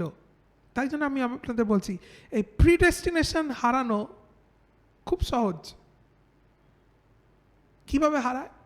আপনার কিছু কথায় হারাতে পারে, আপনার কিছু কাজে হারাতে পারে। আর সেই কাজগুলো খুব বড় বড় কঠিন কঠিন নয়, আর সেই কথাগুলো খুব উচ্চ মানের নয়, খুব সাধারণ স্বীকারোক্তি, খুব সাধারণ কাজে আপনি আপনার ঈশ্বরের প্রিডেস্টিনেশন জানেন হারাতে পারেন। শাউল কিসে হারিয়েছিল? অপেক্ষা না করতে পারায়, খালি এটুকুতে সে অপেক্ষা করেনি, আর সে হারিয়ে ফেলেছিল ঈশ্বরের অপূর্ব পরিকল্পনা তার জন্য। এসেও কি করে হারালো দেখুন, আপনাকে দেখায় ইব্রিয় 12 অধ্যায়, হিব্রুজ চ্যাপ্টার 12, যেটা আমরা অলরেডি কমিউনিয়ন সানডেতে দেখা শুরু করেছিলাম, বাট সেখান থেকে কন্টিনিউ করি এক পদ থেকে। সুতরাং আমরা এরকম এক বিশাল সাক্ষী বাহিনী দ্বারা পরিবেষ্টিত হওয়ায়, মনে রাখবেন কোথা থেকে আসছি আমরা, 11 অধ্যায় থেকে, মানে বিশ্বাসের যে অধ্যায়, তারপরেই আমরা এখানে উপস্থিত হয়েছি। এসো বাধাদায়ক সমস্ত বিষয়, যেসব পাপ সহজেই আমাদের জড়িয়ে ধরে সেগুলি ছুঁড়ে ফেলি, আর যে দৌড় আমাদের জন্য নির্ধারণ করা হয়েছে। আবার দেখুন, যে দৌড় নির্ধারণ করা হয়েছে, সেট করা হয়েছে আমাদের জন্য, যে রেস আগে থেকে ট্র্যাকটা সেট করা আছে, এসো ধৈর্যের সঙ্গে সেই অভিমুখে ছুটে চলি। ধৈর্য ধরে ওই রেসে আমরা ছুটি। তার প্রিডেস্টিনেশনের মধ্যে থাকার প্রথম প্রধান প্রিন্সিপাল হলো পেশেন্স, ধৈর্য, যা আপনি দেখেছিলেন শাউল হারিয়েছিল। আর এখানে তিনি বলছেন যে এই ধৈর্য ধরে তোমার কোর্স, ওই অভিমুখে তুমি ছুটে চলো। তার মানে তার প্রিডেস্টিনেটেড কোর্সে হাঁটার এক মহান আর গুরুত্বপূর্ণ প্রিন্সিপাল হলো পেশেন্স, ধৈর্য। আমাদের ভিক্টরি ফেলোশিপ ইউটিউব চ্যানেলে যদি আপনি যান, আপনি গিয়ে সার্চ করবেন, আমাদের পেশেন্স নিয়ে একটা ডিসকাশন রয়েছে। আপনি আশীর্বাদ যুক্ত হবেন যদি আপনি ওটা আরেকবার শোনেন, আপনি অনেক কিছু শিখতে পারবেন ওখান দিয়ে। কিন্তু যাই হোক, 2 পদ, এসো আমাদের বিশ্বাসের আদি উৎস ও সিদ্ধিদাতা যিশুর ওপরে আমাদের দৃষ্টি নিবদ্ধ করি। এক হলো পেশেন্স, 2 হলো ফোকাস। দৃষ্টি নিবদ্ধ করা, প্রিডেস্টিনেটেড কোর্সে হাঁটার প্রিন্সিপাল, কিজ, চাবিকাঠি। এক হলো পেশেন্স, 2 হলো যিশুর প্রতি দৃষ্টি নিবদ্ধ করা, মানে সত্যের ওপর দৃষ্টি আটকে রাখা, কোনোভাবেই সত্য থেকে দৃষ্টি যাতে না সরে। এই মাসটা আপনি জানেন সচেতন সত্যের মাস, the month of conscious truth. আমাদের বিশ্বাসের আদি উৎস সিদ্ধিদাতা যিশুর উপরে দৃষ্টি নিবদ্ধ করি, যিনি তার সামনে স্থিত আনন্দের জন্য ক্রুশ সহ্য করলেন, সেই লজ্জাকে উপেক্ষা করলেন ও ঈশ্বরের সিংহাসনের ডান দিকে উপবেশন করলেন। পাপী মানুষের এত বিরোধিতা তিনি সহ্য করলেন, তার কথা বিবেচনা করো, তাহলে তোমরাও ক্লান্তিতে অবসন্ন ও নিরুৎসাহ হবে না। পাপের বিরুদ্ধে সংগ্রামের জন্য তোমাদের রক্তপাত করতে হয়েছে, এ ধরনের প্রতিরোধ তোমরা এখনো করনি। আর উৎসাহ প্রদানকারী সেই বাণী তোমরা ভুলে গিয়েছো, যা তোমাদের পুত্র বলে সম্বোধন করে। পুত্র আমার, তুমি প্রভুর শাসন তুচ্ছ মনে করো না, তিনি তিরস্কার করলে নিরুৎসাহ হয় না। জানেন কি বলছে? তিনি বলছে যে যদি তিনি আপনাকে বকে, যদি তিনি আপনাকে তিরস্কার করে, নিরুৎসাহ হয়ে না, মানে তিনি যদি আপনাকে বকে, তিনি যদি আপনাকে কারেকশন দেয়, বলছে নিরুৎসাহ হয়ে না, মানে পরিত্যাগ করে দিও না তাকে। কারণ অনেকে রয়েছে যখনই তাদের কারেক্ট করা হয় তারা অফেন্ডেড হয়। ঈশ্বর বলছেন না, নো অফেন্স। ঈশ্বরের রাজ্যে অফেন্ডেড হবে না যদি কেউ তোমাকে কিছু শিক্ষা দেয়। Accept correction. কেন জানেন? কারণ তিনি বলছেন কারেকশন কীভাবে দেখো সেটা খুব গুরুত্বপূর্ণ। আর আমি আপনাদের বলতে চাই, যখন কোনো শিক্ষা, কোনো যাকে চলতি বাংলা ভাষা বলে বকা, বকা খাওয়া, যখন কি আপনাকে বকে, এই যে বকা, এটাকে কি চোখে দেখেন তা অত্যন্ত গুরুত্বপূর্ণ। জানেন ঈশ্বর কি চোখে এটা দেখতে চান? ঈশ্বর চান আপনি দেখুন ঈশ্বরের গৃহে বকাকে একটা সিল হিসাবে, যে আপনার সঙ্গে ঈশ্বরের সম্পর্ক রয়েছে পিতা পুত্রের। এটা হলো প্রমাণ যে তিনি আপনাকে বকেন। কেন জানেন? কারণ যে তার নিজের নয় তিনি কোনোদিন তাকে বকবেন না। তিনি যদি আপনাকে বকেন তার মানে তিনি আপনাকে মনে করেন যে আপনি তার নিজের, তিনি মনে করেন যে আপনার ওপর তার রাইট আছে।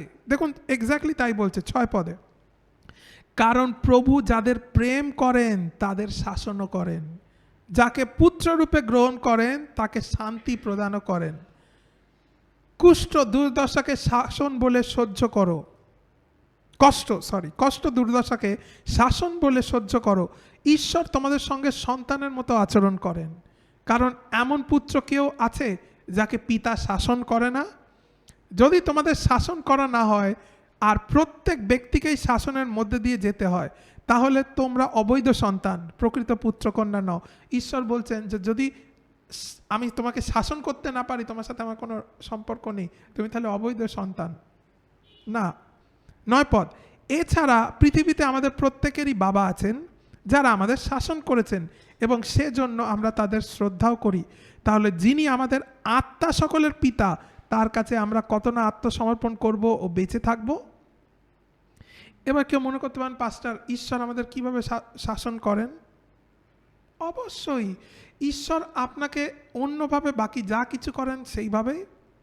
ঈশ্বর আপনাকে কিভাবে তার বাক্য দেন, ঈশ্বর আপনাকে কিভাবে আশীর্বাদ করেন, ঈশ্বর আপনাকে কিভাবে সঠিক পথে শিক্ষা দেন, কিভাবে?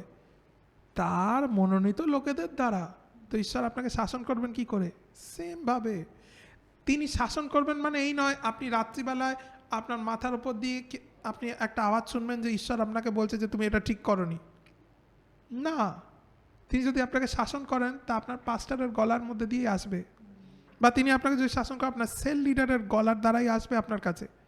আর আপনার দায়িত্ব সেটা আপনি কিভাবে নেবেন।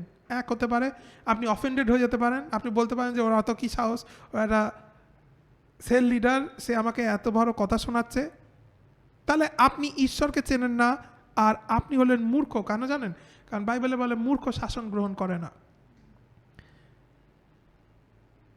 10 পদ, তারা যেমন ভালো মনে করেছেন তেমনই অল্পকালের জন্য আমাদের শাসন করেছেন, কিন্তু ঈশ্বর আমাদের মঙ্গলের জন্য শাসন করেন যেন আমরা তার পবিত্রতার অংশীদার হতে পারি। তার শাসনের উদ্দেশ্য হলোই যেন আমরা তার পবিত্রতার অংশী হতে পারি, মানে আমরা যেন পৃথিবীর সব কিছু থেকে সেপারেট থাকতে পারি। কখন কেউ আপনাকে শাসন করে? আপনি যদি ঈশ্বরের পথে আছেন, কেউ আপনাকে শাসন করবে না। লোকেরা শাসন তখনই করে যখন সে পথ থেকে একটু এদিক ওদিক সরে যায়, তখনই তাকে শাসন করা হয়। কেন? কেন যে সেই পথে অর্থাৎ প্রিডেস্টিনেশনে আবার ফেরত আসে, পবিত্রতায় আবার ফেরত আসে।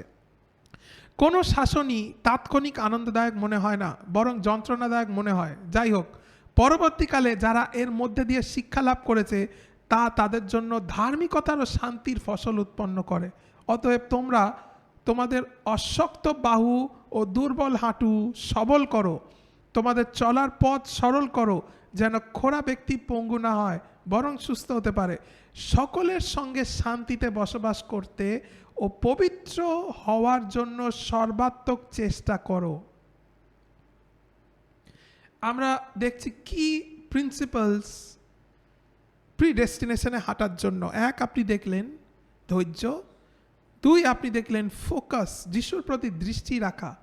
আর এখানে আপনি 3 পেলেন, সকলের সঙ্গে শান্তি ও পবিত্র হওয়া।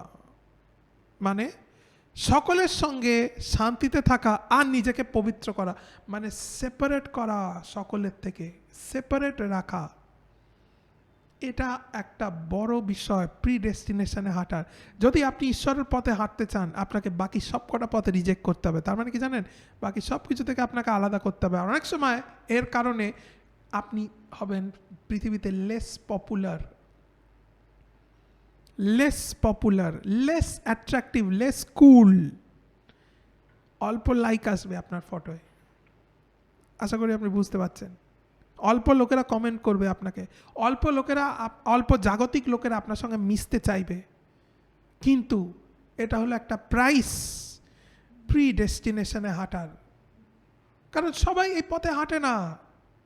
আর যখন আপনি হাঁটবেন, অন্যরা আপনাকে তিরস্কার করতে বাধ্য, কারণ আপনার পথ সবার থেকে আলাদা।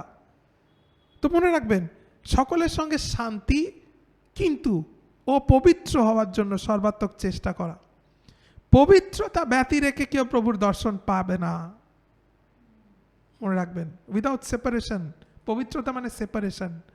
পবিত্র কথাটার মানে হচ্ছে আলাদা। সতর্ক থাকো, কেউ যেন ঈশ্বরের অনুগ্রহ থেকে বঞ্চিত না হয়। দেখো 4 নম্বর, তিক্ততার কোনো মূল যেন অঙ্কুরিত হয়ে সমস্যা সৃষ্টি না করে। তার মানে তিক্ততা সমস্যা সৃষ্টি করতে পারে। 4th, তিক্ততার কোনো মূল থাকতে দেবেন না। তিক্ততার কোনো মূল যেন অঙ্কুরিত হয়ে সমস্যার সৃষ্টি না করে ও অনেককে কলুষিত না করে। আর জানেন, পাস্টার ক্রিস এটা দেখিয়েছেন। This is a picture of cancer, বাইবেলে যা দেওয়া রয়েছে, এক্স্যাক্টলি যা ক্যান্সার করে, যা অনেক ভালো সেলকে ডিস্ট্রয় করে কিছু বাজে সেল। আর বলছে এটাই হলো তিক্ততা। মানে তিক্ততা মানে কি জানেন, কারোর প্রতি রাগ, কারোর প্রতি হিংসা, যেটা আপনি ভিতরে জমিয়ে রেখেছেন, অত্যন্ত ডেঞ্জারাস প্রিয় ভাই বোন। এটা কেবল আপনাকে প্রিডেস্টিনেশন থেকে সরাবে তা নয়, আপনার শারীরিকভাবে ওটা এফেক্ট করে আপনাকে বহুদিকে। তাই জন্য এখানে বলছে তিক্ততার মূল অঙ্কুরিত হতে যেন না পারে, মানে মূলেই ওকে ধ্বংস করো। আস্তে যদি তুমি দেখো আসছে মূল, ওখানেই ওকে ধ্বংস করো, বাড়তে দিও না। আর জানেন, তিক্ততা যদি আপনি চান না থাকুক, একটা সহজ উপায় হলো কি, নম্রতায় চলা। কারণ নম্র ব্যক্তি কারোর প্রতি তিক্ত হয় না। তিক্ততা হচ্ছে অন্যের প্রতি হিংসা, অন্যের প্রতি রাগ, অন্যের প্রতি ক্ষোভ, অন্যের প্রতি জমানো অভিমান, এই সব কিছু তিক্ততা। আর এই সব কিছু আপনার জন্য ভালো নয়। ছুঁড়ে ফেলে দিন এগুলো আপনার জীবন থেকে, এগুলো আপনার প্রয়োজন নেই। কারোর প্রতি তিক্ত হবেন না। যে যত খারাপ ব্যবহার করুক আপনার সঙ্গে, আপনি তিক্ততা রাখবেন না। কারণ মনে রাখবেন, আপনাকে একটা পথ দেওয়া রয়েছে হাঁটার জন্য, আর ওই পথটা থেকে আপনি সরতে পারেন না। আপনি শোনেননি পাস্টার ক্রিসের যখন প্রোগ্রাম শুরু হয় ইউটিউবে বা কোথাও, তার ইন্ট্রোডাকশনটা শুনেছেন? তিনি বলেন, all things that you ever need in your life is wrapped up in the word, go for the word. আর তারপর তিনি কি বলেন শুনেছেন? I am set on a course that I must follow. তার ইন্ট্রোতে রয়েছে। এটার মানে কি জানেন? I am set on a course that I must follow. Pastor Chris যেটা বলে, মানে আমার সামনে একটা পথ রাখা হয়েছে যেটা আমায় হাঁটতে হবে। I am set on a course. আমাকে একটা পথে ঈশ্বর সেট করে দিয়েছেন যে এখান দিয়ে আমায় হাঁটতে হবে, আর আমি এটা থেকে সরতে পারি না। আর তিক্ততা আপনাকে সরিয়ে দেবে। মানে কি, তিক্ততা আপনি রাখতে পারবেন না। আমি আপনাকে বলছি, তিক্ততা অত্যন্ত এক্সপেন্সিভ এক বস্তু, যা আপনি কখনো চান না আপনার জীবনে। It's very expensive, it can cost you your life. এটা আপনার জীবনও মূল্য দিতে হতে পারে তিক্ততার বিনিময়ে। তাই তিক্ততা রাখবেন না। যেই হোক, বাবা মা ভাই বোন আত্মীয় বন্ধু কলিগ বস এমপ্লয়ি, যেই হোক নেবার, তিক্ততা থাকতে দেবেন না। এখানে বলছে তিক্ততার মূল অঙ্কুরিত হইতে দেবেন না। এমন কেউ না থাকুক যার সঙ্গে আপনার কথা বন্ধ না, দ্যাটস নট খ্রিস্টান বিহেভিয়ার। এমন কেউ না হোক, এমন কোনো ব্যক্তি না হোক আপনার জীবনে যার বিষয়ে আপনি বলেন ওর সাথে আমার কথা নেই। না, ওর তরফ থেকে হয়তো ও কথা না বলতে পারে, কিন্তু আপনার তরফ থেকে নয়। আপনার তরফ থেকে সব কিছু ওপেন থাকা উচিত। আপনার তাকে গ্রিট করতে যেন কোনো কিছু না আটকায়, আপনার তাকে গুড মর্নিং বলতে, আপনার তাকে প্রেজ দ্য লর্ড বলতে, আপনার তাকে হ্যালো বলতে যেন না আটকায়। সে উত্তর না দিক, সে মুখ ফিরিয়ে চলে যাক, আপনার দেখার দরকার নেই। কিন্তু এখানে বলছে আপনার যেন তিক্ততার কোনো মূল যেন না দেখা যায়, কারণ এটা অনেক ভালো বস্তুকে কলুষিত করে। 16 পদ, সাবধান, কে যেন অবৈধ সংসর্গকারী অথবা এসোর মতো ভক্তিহীন না হয়, যে একবারের খাবারের জন্য বড় ছেলের অধিকার বিক্রি করে দিয়েছিল। এক্স্যাক্টলি যেটা বলেছি, একবারের খাবারের জন্য। ইনফ্যাক্ট যদি 16 পদ উইলিয়াম কেরি ভার্সন থেকে পড়ি, এটা আরও ক্লিয়ার, কারণ বিসিবি খুব সাজিয়ে বলেছে, তাই জন্য আপনার শুনতে খুব ভালো লেগেছে, কিন্তু ব্যাপারটা অতটা সুন্দর নয়। 16 পদ, কারণ এটা হলো 5 নম্বর। 5-এ কেউ ব্যভিচারী বা ধর্মবিরোধী হয়, যেমন এসো, সে তো একবারের খাদ্যের নিমিত্ত আপন জ্যেষ্ঠাধিকার বিক্রয় করিয়া দিয়েছিল। মানে ব্যভিচারী বা ধর্মবিরোধী না হওয়া, কারণ যদি আপনি ব্যভিচারে চলেন, এটা হচ্ছে 5 নম্বর। আর ধর্মবিরোধী মানে ভক্তি বাইরে যদি চলে যান, আপনি প্রি ডেস্টিনেশনের বাইরে চলে যাবেন। প্রিয় ভাই বোন, ব্যভিচার খুব ডেঞ্জারাস, আপনাকে প্রি ডেস্টিনেশন থেকে সরিয়ে দেবে। ঈশ্বরের যে নিরূপিত পথ, যে ট্র্যাক, সেটা থেকে সরিয়ে দিতে এটা সক্ষম। তাই জন্য এখানে বলছে যে এসোর মতো। আর আপনি জানেন এসোকে কেন ব্যভিচারী বলেছে? এসো তো, কারণ ব্যভিচার বলতেই আমরা যা বুঝি সেটা হচ্ছে হাজব্যান্ড ওয়াইফ আর এক্সট্রা ম্যারিটাল, কিন্তু তা নয়।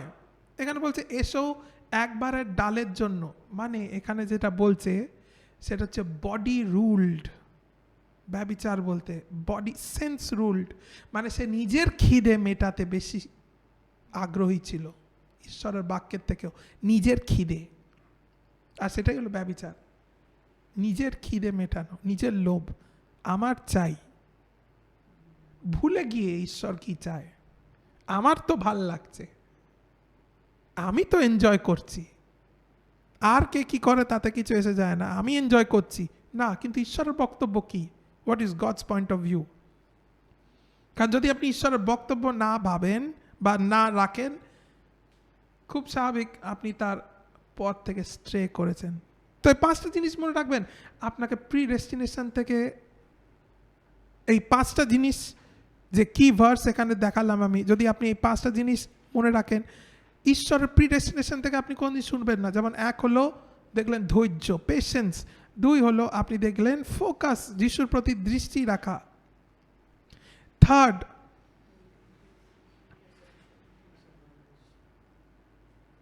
আমি আপনাকে পদগুলো দিতে চাই, তাহলে আপনার সুবিধা হবে। এই 12 অধ্যায় সব কটা রয়েছে। প্রথমে 1 হলো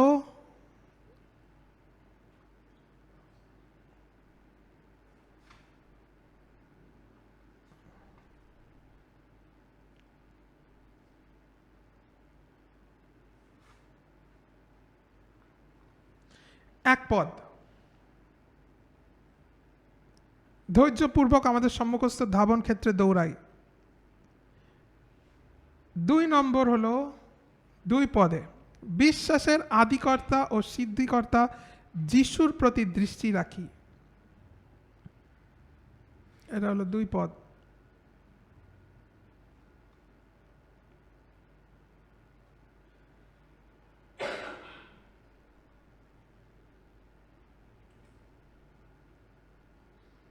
Where is 3? কোন পদে বলো?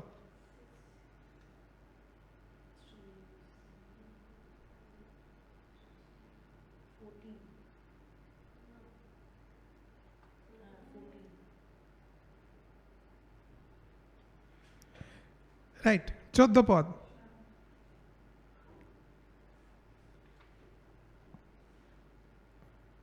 সকলের সহিত শান্তির অনুধাবন করো, এবং যাহা ব্যতি রেখে কেউ প্রভু দর্শন পাবে না, সেই পবিত্রতার অনুধাবন করো। একটাই পদে, সকলের সঙ্গে শান্তি আর নিজেকে সেপারেট রাখা। নাম্বার 3, 14 পদ। নাম্বার 4, রাইট, 15 পদ। পাছে তিক্ততার কোনো মূল অঙ্কুরিত হইয়া তোমাদিগকে উৎপীড়িত করে এবং ইহাতে অধিকাংশ লোক দূষিত হয়। This is number 4। আর নাম্বার 5 হলো 16 পদ। পাছে কেউ ব্যভিচারী বা ধর্মবিরোধী হয়, যেমন এসৌ, সে তো একবারের খাদ্যের নিমিত্ত আপন জ্যেষ্ঠাধিকার বিক্রয় করিয়াছিল। Praise God. তো এটা হলো আমাদের টিচিং অফ প্রিডেস্টিনেশন। কিন্তু একটা জিনিস আমি উল্লেখ না করে যেতে চাই না, সেটা হলো আপনাকে দেখিয়েছিলাম যে ঈশ্বরের বাক্য এসেছিল জোনার কাছে যে তুমি নিনবিতে যাও, আর তারপর লেখা আছে কিন্তু জোনা গেলেন তারশিসে। কিন্তু ঈশ্বরের বাক্য আর আপনার মধ্যে, জানেন, তিনি চান না দুটো জিনিস থাকুক। এই দুটো যদি না থাকে আপনি সেট ঈশ্বরের কোর্সে। এক হলো কিন্তু, বাট ঈশ্বরের বাক্য বলছে এটা, কিন্তু এটা না, এটা আপনার জীবনে না হোক। আর 2 হলো, বলো কি, কোনটা আপনার জীবনে না থাকুক? এক তো কিন্তু, 2 না আর একটা ওয়ার্ড,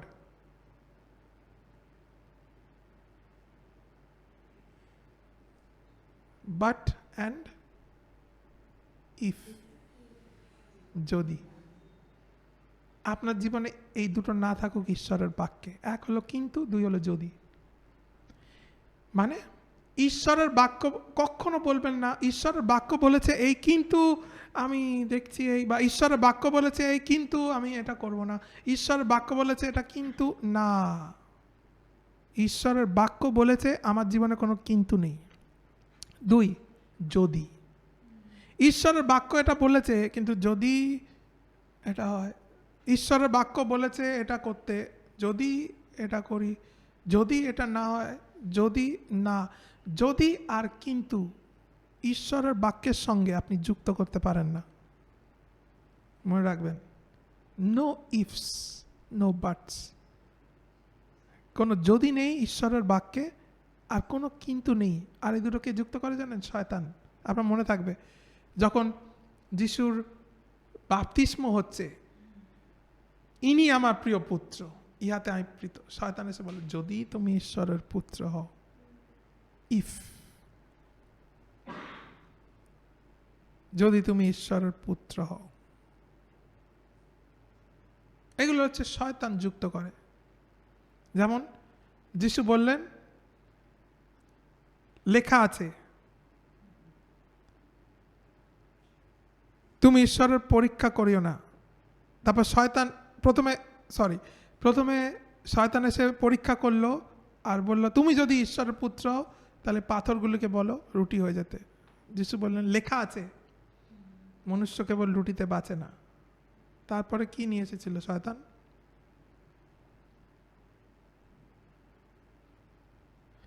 তুমি ঝাঁপ মারো, কারণ লেখা রয়েছে যে স্বর্গদূতেরা তার হস্তে করে তোমায় তুলিয়ে লইবে, পাছে তোমার চরণে প্রস্তরের আঘাত লাগে। যিশু কি বলেন? লেখা আছে যে তুমি তোমার ঈশ্বরকে টেম্পট করবে না। তৃতীয়বার শয়তান বলল যদি তুমি একবার আমাকে প্রণাম করো, এই সমস্ত রাজ্য যা আমাকে দেওয়া গেছে সেটা আমি তোমাকে দিয়ে দেবো। যিশু কি বললেন? লেখা আছে তুমি কেবল তোমার ঈশ্বরকে সমাদর করবে। আপনি দেখবেন যিশুর একটাও রেসপন্সে যদি বা কিন্তু ছিল না। যিশুর রেসপন্স ছিল স্ট্রেট ঈশ্বরের বাক্য, কোনো কিন্তু নেই, কোনো যদি নেই। আপনার জীবন হোক সেরকম, ঈশ্বরের বাক্যে যদি আর কিন্তু ছাড়া, কারণ কিন্তু আর যদি শয়তান নিয়ে আসে। তো মনে রাখবেন আপনার সামনে একটা কোর্স রাখা রয়েছে। আর জাস্ট ক্লোজ করার আগে দুটো পদ দেখি আমরা ক্লোজ করব। কারণ এই যে এতক্ষণ ধরে বলছি, এই যে পথ, প্রিডেস্টিনেশন, পূর্বে নিরূপণ করা, আর যতবার আপনি নিউ টেস্টামেন্টে কথাটা দেখবেন যে তিনি তোমাদের পূর্বে নিরূপণ করে রেখেছে। আমি আপনাকে দেখাতে চাই যে আপনাকে, আমি বলছি দুটো পদ, আমি তিনটে পদ দেখাবো, যে আপনার সামনে এই পূর্ব নিরূপণটা কীরকম। প্রথমে দেখুন আপনার যে ঈশ্বরের পিকচারটা আপনাকে নিয়ে, যে আপনার জীবন কীরকম হয়, আপনি পাবেন ইফিসীয় 2 অধ্যায়।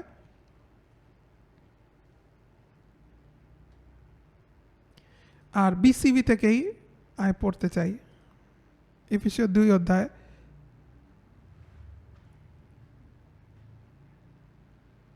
10 পদ। ইফিসীয় 2 অধ্যায় 10 পদ। কারণ আমরা ঈশ্বরের রচনা, সৎকর্ম করার জন্য খ্রিস্ট যিশুতে সৃষ্ট।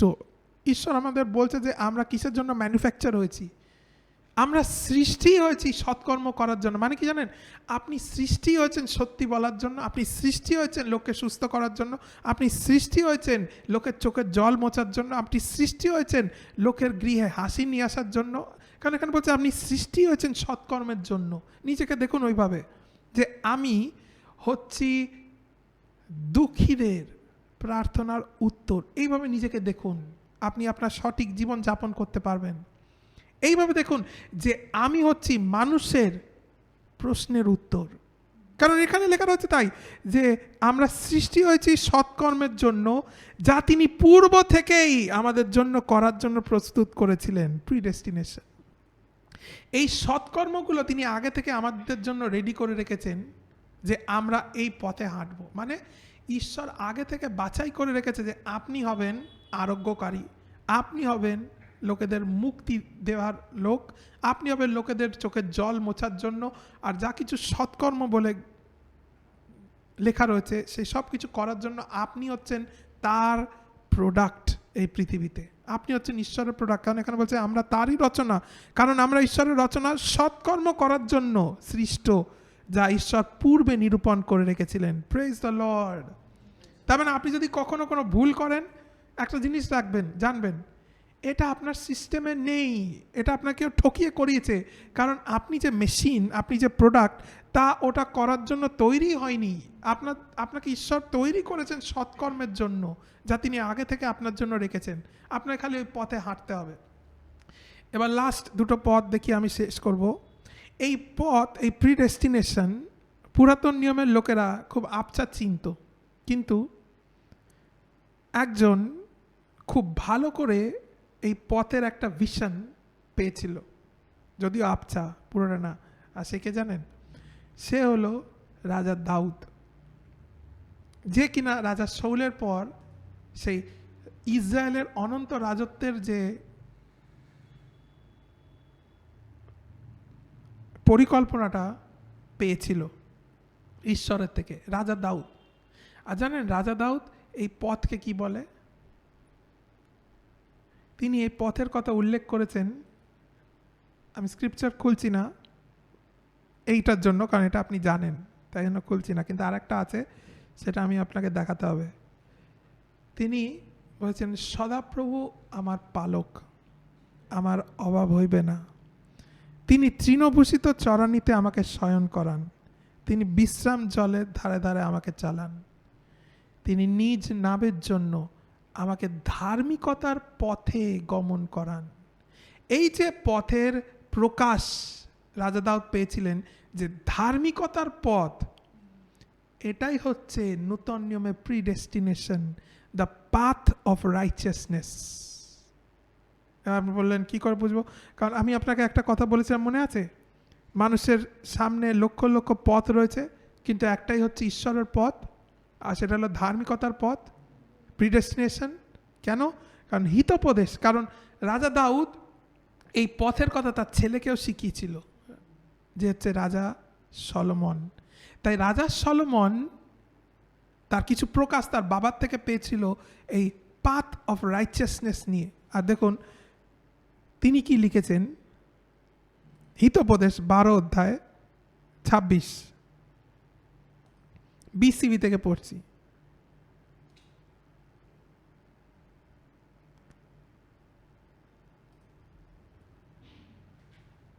ইনফ্যাক্ট আরও একটা ভার্সন থেকে পড়বো, বাট আগে বিসিবি থেকে আপনাকে দেখাই। 26 পদ, ধার্মিকেরা সতর্কতার সঙ্গে তাদের বন্ধু মনোনীত করে। মনে রাখবেন, মানে কি জানেন? তিনি বললেন যারা ধার্মিক তারা সবার সাথে মেলামেশা করে না, তারা সতর্কতার সাথে তাদের বন্ধু মনোনীত করে, কিন্তু দুষ্টরা তাদের বিপদগামী করে। অলসেরা স্বীকার করা কোনো কিছু উনুনে শেখে না, কিন্তু পরিশ্রমীরা শিকারের ধন উপভোগ করে। এবার 28 পদ দেখুন, ধার্মিকতার পথে জীবন আছে, সেই পথ বরাবর অমরতা আছে। এটাই হলো সেই প্রিডেস্টিনেশনের পথ, যে পথে মৃত্যু নেই। আপনাকে আরেকটা ভার্সন থেকে দেখাই।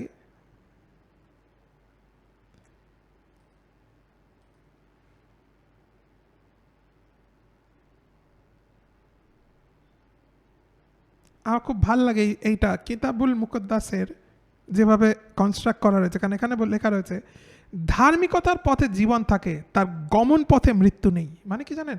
তার চলার পথেই মৃত্যু নেই। এই পুরো পথটা হচ্ছে ডেথ ফ্রি রোড, আর road which is death free. আর আপনি জানেন এই এত সুন্দর পথে আপনি হাঁটতে পারেন, আর ডেথ ফ্রি রোড, যেখানে আপনি জানেন যে আমি কোনোদিন মরবো না, কারণ আপনি এই পথে আছেন, because this is a death free road. ধার্মিকতার পথে জীবন থাকে, তার গমন পথে মৃত্যু নেই। Praise the lord. আপনার খ্রিস্টানিটিতে আপনার একটাই লক্ষ্য হওয়া উচিত, to stay in this path. আপনি বলবেন আমি এই পাথে এই পথে কি করে থাকবো, আবার ঘুরে ফিরে একই জায়গায় আসে। এটা থাকা মানে ঈশ্বরের বাক্যে থাকা, দ্যাটস অল। ঈশ্বরের বাক্যই হলো সেই স্থান, হিজ প্রিডেস্টিনেশন, ঈশ্বরের বাক্য। আর যখন আপনি ঈশ্বরের বাক্যের বাইরে, আপনি প্রিডেস্টিনেশন ছেড়ে বেরিয়ে যান। Let's pray. মহান ঈশ্বর পিতা, তোমায় ধন্যবাদ দিই যে তুমি আমাদের সৎ কর্মের জন্য সৃষ্টি করেছো, তুমি আমাদের তৈরি করেছো ভালো কাজ করার জন্য, যা তুমি আগে থেকে বাছাই করে রেখেছিলে। ধন্যবাদ প্রভু যে আমার জীবন আগে থেকে নিরূপিত। ধন্যবাদ যে আমার জীবনের প্ল্যান তোমার কাছে আগে থেকে তৈরি করা আছে। ধন্যবাদ প্রভু। আর তুমি আমার সামনে এমন এক পথ রেখেছো যে পথে মৃত্যু নেই। ধন্যবাদ দিই প্রভু। আর প্রভু যীশু খ্রিস্টের নামে এই পূর্ব নিরূপণ আমার জীবনে কাজ করছে, আর আমি এই পথে হাঁটছি যীশু খ্রিস্টের নামে। তোমার পূর্বে নিরূপিত পথে আমি হাঁটছি যীশু খ্রিস্টের নামে।